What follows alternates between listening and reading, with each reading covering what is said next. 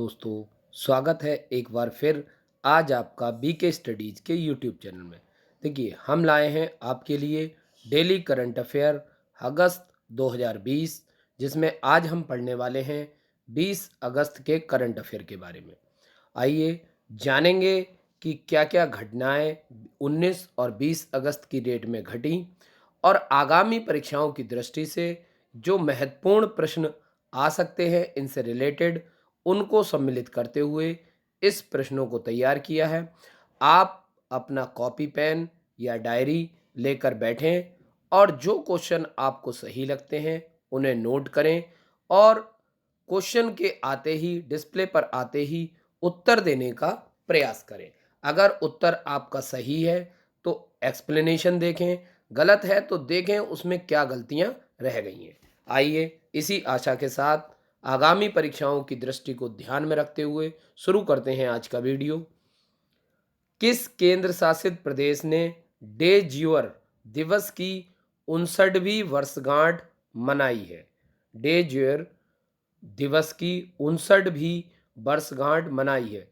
तो याद रखेंगे, इसके ऑप्शन है मणिपुर, नागालैंड, पुडुचेरी और दमनदीप। तो ये है आपका पुडुचेरी, क्योंकि पुडुचेरी इस दिन फ्रांस से आज़ाद हुआ था, यानी फ्रांस से ये आज़ाद हुआ था। देखें डिटेल। पुडुचेरी 16 अगस्त के को डे ज्यूअर दिवस की 59वीं वर्षगांठ मनाई। पुडुचेरी 18 अक्टूबर को एक संदर्भ के आधार पर स्वतंत्र हुआ था। यह 1954 तक भारत में एक फ्रांसीसी उपनिवेश था, लेकिन फ्रांसीसी और भारतीय सरकारों के बीच हस्तांतरित संधि को केवल 16 अगस्त 1962 में फ्रांसीसी संसद द्वारा अनुमोदित किया गया था। तो देखिए, 18 अक्टूबर 1954 को एक संदर्भ के आधार पर, लेकिन जो मान्यता मिली थी वो कब मिली थी? 16 अगस्त 1962। ठीक। हाल ही में दिल्ली पुलिस के परिवारों के लिए आयुर्वेद को सुलभ बनाने के लिए किस नाम की एक मोबाइल इकाई का प्रारंभ किया गया है? ऑप्शन है स्वास्थ्य रथ, धन्वंतरी रथ, पतंजलि रथ और चिकित्सा रथ। तो इसका सही उत्तर है धन्वंतरी रथ। देखें धन्वंतरी रथ के बारे में। धन्वंतरी रथ हाल ही में दिल्ली पुलिस ने परिवारों के लिए आयुर्वेद को सुलभ बनाने के लिए धन्वंतरी रथ नामक एक इकाई का प्रारंभ किया है। इसके लिए अखिल भारतीय आयुर्वेद संस्थान और दिल्ली पुलिस के बीच MOU पर हस्ताक्षर किए गए हैं। यह दिल्ली पुलिस की आवासीय कॉलोनियों में आयुर्वेद के प्रतिरोधात्मक एवं प्रोत्साहक स्वास्थ्य सेवाओं का विस्तार करने के लिए शुरू की गई हैं। इन सेवाओं को धन्वंतरी रथ नामक मोबाइल इकाई और पुलिस कल्याण केंद्र के माध्यम से प्रदान किया जाएगा, जिन्हें आयुष मंत्रालय द्वारा समर्थित AIIA द्वारा पूरा किया जाना है। नेक्स्ट, किसने 620 करोड़ रुपए में नेडमेट्स की हिस्सेदारी खरीदी? ऑप्शन है आपके पास एयरटेल, प्रसार भारती, रिलायंस, ड्रीम 11। तो इसका सही उत्तर है रिलायंस। किसने? रिलायंस। आइए देखते हैं। 18 अगस्त 2020 को रिलायंस रिटेल वेंचर लिमिटेड ने 620 करोड़ रुपए में नेडमेड की हिस्सेदारी का एक बड़ा हिस्सा खरीदा है।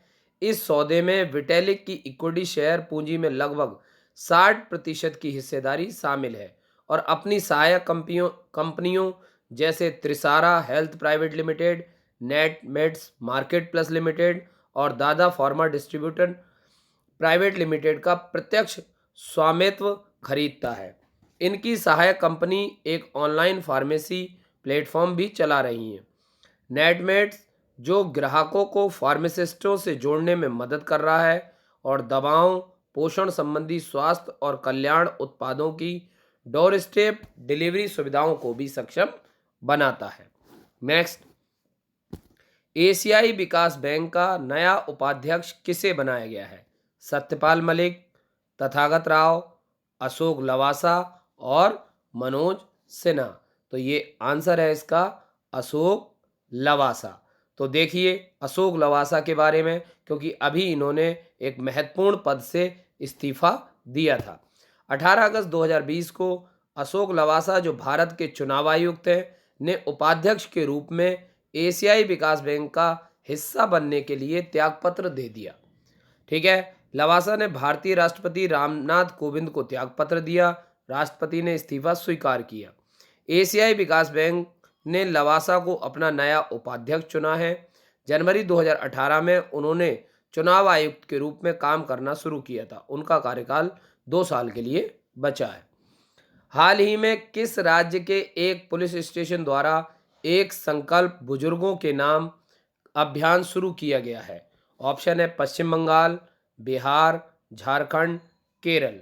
तो देखिए यहाँ पर थोड़ा ऑप्शन गलत हो गए हैं, तो इस ऑप्शन को आप कर लेंगे मध्य प्रदेश। क्या कर लेंगे? मध्य प्रदेश। और आपका आंसर भी क्या होगा? मध्य प्रदेश। तो यहाँ पर एक ऑप्शन गलत हो गया था, मध्य प्रदेश। ठीक, देखते हैं। मध्य प्रदेश में कोरोना संक्रमण के बीच छतरपुर पुलिस द्वारा एक अनूठा अभियान एक संकल्प बुजुर्गों के नाम अर्थात बड़ों के लिए प्रतिबद्धता चलाया जा रहा है। प्रसिद्ध सामाजिक कार्यकर्ता अन्ना हजारे, जिनके कारण ही आप पार्टी का उत्पत्ति हुई थी, ने भी छतरपुर पुलिस की इस पहल की प्रशंसा की है। मध्य प्रदेश का देश में क्षेत्रफल के मामले में राजस्थान के बाद दूसरा स्थान है। प्रदेश की राजधानी भोपाल है। यहाँ के मुख्यमंत्री शिवराज सिंह चौहान व राज्यपाल श्रीमती आनंदीबेन पटेल हैं। राज्य का राजकीय पशु बारहसिंगा है। मध्य प्रदेश का राजकीय पक्षी एशियाई पैराडाइज फ्लाई कैचर या दुग्धराज है। राज्य का राजकीय फूल पलाश है। नेक्स्ट, केंद्रीय मंत्रिमंडल जिसका नेतृत्व प्रधानमंत्री नरेंद्र मोदी जी कर रहे हैं ने 19 अगस्त 2020 को किस प्रस्ताव को मंजूरी नहीं दी थी? है कौन कौन से प्रस्ताव हैं जिनको मंजूरी नहीं दी है? 3 हवाई अड्डे को पट्टे पर देना, common eligibility test, national recruitment agency का गठन और चीन का बहिष्कार। तो देखिए इन तीनों पर चर्चा हुई थी, केवल जिस पर चर्चा नहीं हुई वो हुई चीन का बहिष्कार। तो इसका आंसर क्या होगा? चीन का बहिष्कार। आइए डिटेल देख लेते हैं। कैबिनेट ने भारतीय विमानपत्तन प्राधिकरण AAI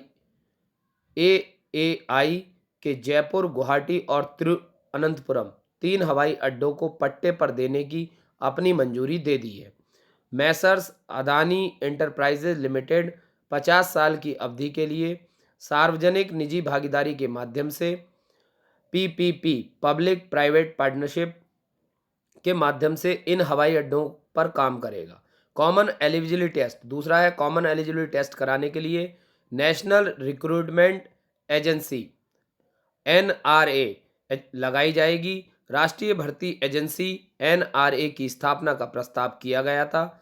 NRA सरकार और राज्य के स्वामित्व वाले बैंकों में नौकरियों के लिए सामान्य पात्रता CET आयोजित करने में मदद करेगा। NRA हर साल ऑनलाइन परीक्षा आयोजित करेगा। यह अराजपत्रित सरकारी नौकरियों के लिए होगा और प्रत्येक जिले में कम से कम एक परीक्षा केंद्र बनाया जाएगा। यह 3 वर्ष की अवधि के लिए मान्य होगा और छात्रों के पास फिर से परीक्षा में बैठने का विकल्प होगा और स्कोर में सुधारने की चॉइस। बढ़ते हैं नेक्स्ट। हाल ही में शक्ति और VEGA नामक 2 माइक्रो प्रोसेसर किस संस्थान ने बनाए हैं? ऑप्शन है आपके पास IIT Madras, IIT Delhi, IIT Roorkee, IIT Bombay. तो इसका सही उत्तर है IIT मद्रास। देखते हैं। IIT मद्रास हाल ही में भारत के इलेक्ट्रॉनिक और सूचना प्रौद्योगिकी मंत्री रवि शंकर प्रसाद ने आत्मनिर्भर भारत के लिए micro processor challenge innovate solution का शुभारंभ किया। हाल ही में IIT मद्रास और centre for development of advance computing ने ओपन सोर्स आर्किटेक्चर का उपयोग करके शक्ति और VEGA नामक 2 माइक्रो प्रोसेसर विकसित किए। स्वदेशी माइक्रो प्रोसेसर चैलेंज इन माइक्रो प्रोसेसरों का उपयोग करके विभिन्न प्रौद्योगिकी उत्पादकों को विकसित करने के लिए इनोवेटरों, स्टार्टअप्स और छात्रों को आमंत्रित करता है। नेक्स्ट, पढ़ाई तुहर पारा योजना किस राज्य सरकार द्वारा शुरू की गई है? ऑप्शन है मध्य प्रदेश, छत्तीसगढ़, झारखंड और बिहार। तो इसका सही उत्तर है छत्तीसगढ़। देखें, छत्तीसगढ़ पढ़ाई तहर पारा, पढ़ाई आपके मोहल्ले तक योजना छत्तीसगढ़ सरकार द्वारा शुरू की गई है। यह एक ऑनलाइन शिक्षा मंच है। इस योजना के अनुसार प्रदेश सरकार कोविड-19 महामारी के दौरान प्रदेश के हर बच्चे तक शिक्षा पहुंचाने का कार्य करेगी। इस योजना को इस योजना का उद्देश्य गांव में समुदाय की मदद से बच्चों को पढ़ाना है। इस योजना से लगभग 22 लाख बच्चे लाभान्वित होंगे। इंटरनेट के अभाव वाले अंचलों के लिए बलेटिया आधारित व्यवस्था वर्ल्ड के बोल का उपयोग किया जाएगा, जो दूर दराज के क्षेत्रों में छात्रों को इंटरनेट पहुंच के साथ अध्ययन सामग्री प्रदान करता है। भारत अरुण 3 जल विद्युत परियोजना के निर्माण में सहायता कर रहा है पाकिस्तान, बांग्लादेश, नेपाल, भूटान। तो सही उत्तर है नेपाल। आइए देखते हैं। नेपाल भारत अरुण 3 जल विद्युत परियोजना के निर्माण में नेपाल की सहायता कर रहा है। यह नदी प्रकार की हाइड्रो इलेक्ट्रिक परियोजना का एक निर्माणाधीन कार्य है। परियोजना का निष्पादन अरुण नदी पर SJVN Arun 3 power development company नामक अधीनस्थ कंपनी द्वारा किया जा रहा है। परियोजना की शुरुआत नेपाल सरकार ने 1992 में की थी। इस परियोजना के निर्माण को 5 भारतीय बैंकों, भारतीय state bank, Punjab national bank, axis bank और UBI और 2 नेपाली बैंकों, एवरेस्ट बैंक और नवील बैंक ने निर्माण के लिए ऋण देने का वादा किया है। ये 900 मेगावाट की उत्पादन क्षमता के साथ एक निर्यातोन्मुख परियोजना है। नेक्स्ट, गन्ने का नया मूल्य कितना निर्धारित किया गया है? 275 रुपये प्रति कुंटल, 285, 265 और 300। तो इसका सही उत्तर है 285 रुपये प्रति क्विंटल। गन्ने का नया मूल्य 285 रुपये प्रति क्विंटल। चीनी मिलें 2020-21 तक किसानों को उचित और पारिश्रमिक मूल्य प्रदान करेंगी। इसके मूल्य में 10 रुपये प्रति क्विंटल की वृद्धि की गई है। पहले मूल्य कितना था? 275। अब बारी आती है आज के प्रश्नों की। तो पहला प्रश्न, एशियाई विकास बैंक का नया उपाध्यक्ष किसे बनाया गया है? बात करते हैं दूसरे प्रश्न की, गन्ने का नया समर्थन मूल्य कितना है? प्रधानमंत्री द्वारा किसके गठन को मंजूरी दी गई है? इन प्रश्नों के उत्तर आप हमें कमेंट बॉक्स में देंगे और साथ ही चैनल को लाइक, शेयर और सब्सक्राइब करें। साथ ही अपने दोस्तों को भी इसके बारे में ज़रूर बताएं। हमारे साथ बने रहने के लिए शुक्रिया, धन्यवाद। आपका दिन शुभ रहे।